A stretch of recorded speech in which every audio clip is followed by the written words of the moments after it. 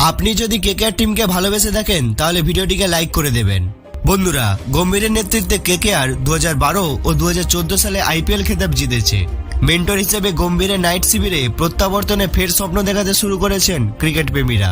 Head coach Chandrakant পণ্ডিত হলেও গম্ভীরের মতামত খুবই গুরুত্বপূর্ণ হতে চলেছে। নিলামের শেষে জিও সিনেমাকে দেওয়া সাক্ষাৎকারে গম্ভীর বুঝিয়ে দিয়েছেন বোলিং বিভাগেই তাকে সবচেয়ে বেশি সন্তুষ্ট করেছে। অনেকে প্রশ্ন তুলেছেন মিচেল স্টার্কের জন্য কেন নাইটরা 14,75,00,000 টাকা খরচ করলো, যেখানে 2015 সালে শেষবার আইপিএল খেলেছেন ওজি পেসার, যিনি টি-20 বিশ্বকাপের প্রস্তুতির মঞ্চ হিসেবে দেখেছেন আইপিএল কে। গম্ভীর নিজে ছিলেন নিলামের টেবিলে। স্টার্ককে নেওয়ার ক্ষেত্রে নাইট রাইডার্স সিও ভেঙ্কি মাইসোরের সঙ্গে কথা বলতে দেখা গিয়েছিল তাকে। গম্ভীর বলেছেন স্টার্ক যে এক্স ফ্যাক্টর তা নিয়ে কোনো সংশয় নেই। তিনি নতুন বলে বল করতে পারেন, ডেথ ওভারে কার্যকরী, সব মিলিয়ে বোলিং বিভাগকে নেতৃত্ব দিতে পারেন। গম্ভীরের কথায় আমাদের দলে যে দুজন ভারতীয় বোলার রয়েছেন তারা খুবই প্রতিভাবান। তাদের সাহায্য করার ক্ষেত্রেও স্টার্কই অগ্রণী ভূমিকা পালন করতে পারেন।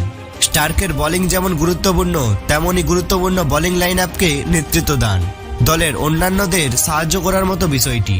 মূলত এই বিষয়টির জন্যই যে কেকেআর স্টার্কে নিতে অল আউট ঝাঁপিয়েছে তা স্পষ্ট গম্ভীরের কথায়। কেকেআর এর মেন্টর বলেন, আমাদের বোলিং লাইন আপে যথেষ্ট গভীরতা রয়েছে।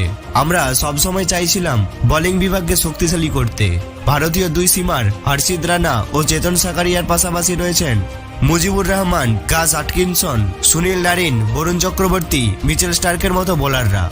কেকেআর এর বৈচিত্র্যময় বোলিং লাইন আপই বিপক্ষের মাথা ব্যথার কারণ হতে পারে, ইঙ্গিত মিলেছে গম্ভীরের বক্তব্যেই। তিনি বলেন বিভিন্ন স্টেডিয়ামের পক্ষে উপযোগী বিভিন্ন কম্বিনেশনে খেলতে হবে। এখন সব ধরনের বোলিং আক্রমণই আমাদের প্রস্তুত।